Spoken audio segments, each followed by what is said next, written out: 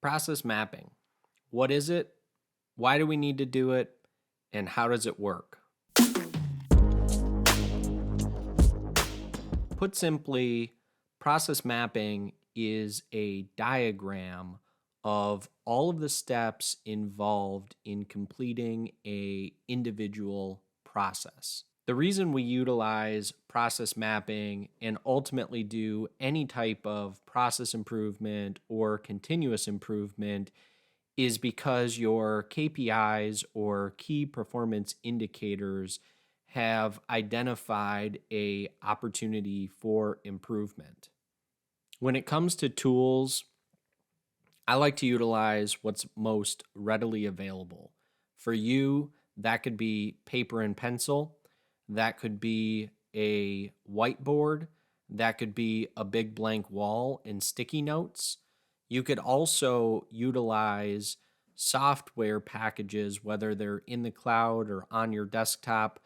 Two of the softwares that I personally like to use when it comes to creating process maps are Lucidchart and Microsoft Visio. What's more important to me than the tool that you use or having a what I would call by the book execution is concept retention and sustainable results. What do I mean by concept retention and sustained results? When your team understands the what, the why, and the how of these tools, and they are able to execute the tools by themselves, that to me will lead to sustained results and is much more important than having a perfect by the book execution. So, how does process mapping actually work? I've broken it down into 5 easy steps. Step number 1, gather the team. You want to gather people that are closest to the process. In the later steps, when it comes to identifying waste, it may be helpful to include people outside of the process. Step number 2 is when we go ahead and create the current state map. What's important to know when you create the current state map is that you're probably going to have parts of the process that fall outside of the main area of responsibility. When you do, you can break that part of the process into what is called a swim lane.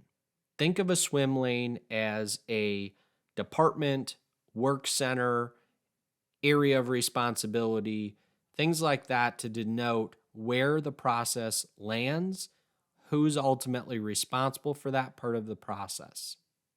Another important part of the current state map is to include any type of decision-making step and to map what happens when the answer is yes or when the answer is no. Step number 3 is when we are going to analyze the current state map to design a future state map that eliminates waste throughout the process. This is the step that you may want to include people from outside of the process that is being mapped. This could be people from the department or work center directly before and directly following the process that we are mapping. When it comes to identifying waste within the process, you can utilize the acronym downtime. That stands for defects, overproduction, waiting, non-utilized talent, transport, inventory, motion, and excess processing. Step number 4 is when we go ahead and implement the future state map that we designed in step 3. What's important about the implementation stage is to ensure all of the people that directly touch the process have had not only a say in designing the future state, but also understand what steps within the process have actually changed. Step number 5, This is a step that not many people talk about, but one that is ultra important when it comes to sustained results. Step number 5 is all about auditing and repeating. First, we've got to audit the process to ensure the future state is the new current state. When it comes time to evaluate if we need to repeat, we have to go back and look at our KPIs or key performance indicators.